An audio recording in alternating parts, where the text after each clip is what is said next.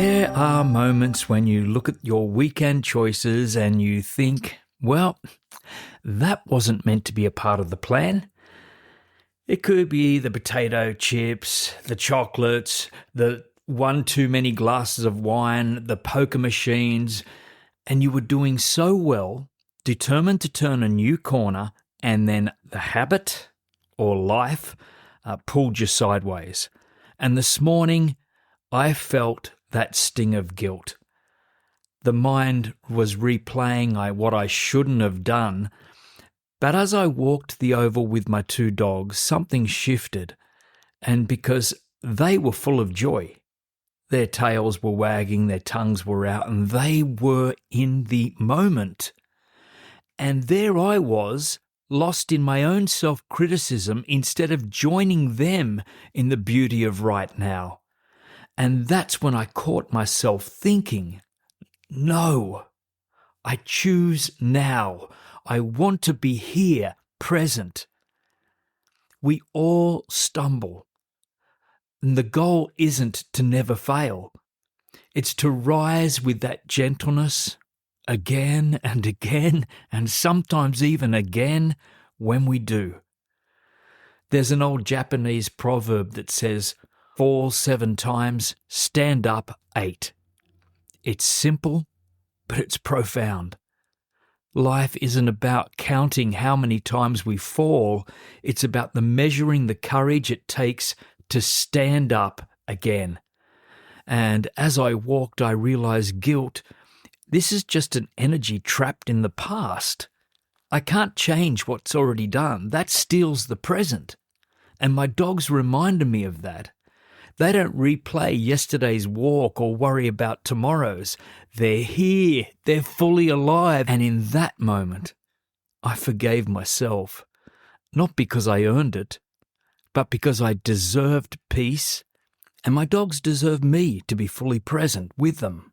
Psychologist Dr. Kristen Neff, who studied self-compassion for decades, found that people who treat themselves with kindness after failure are far more likely to stay consistent with their goals. When we punish ourselves, motivation drops, but when we forgive, we create the safety to try again. And it's not just emotional, it's science. There's a team at University College London that tracked habit formation and discovered it takes an average of 66 days to form a new one. Missing a day or even 2 didn't reset the progress at all. What mattered most was the ability to resume, to get on with the job. In other words, you don't lose the path just because you paused. You lose it only when you stop walking. So here's what I'm doing, and maybe it'll help you too. Tomorrow I start again. My personal exercise program is already in the calendar, Monday, Wednesday, Friday. It's non-negotiable. I made that deal with myself and my trainer. If I've eaten poorly or I've had a drink or 2, I'll feel that in my workout. And that's the price I pay, and that's okay. It's feedback, not failure. But the deeper practice begins before the workout in my mind. When guilt starts whispering, just take one full breath and I'll say to myself, that's done. I release it. I choose presence. Then look around you. Maybe it's your dogs, your partner, the trees, or sunlight through the window.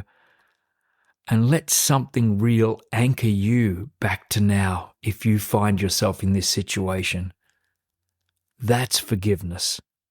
Not a concept, but a decision to re-enter life.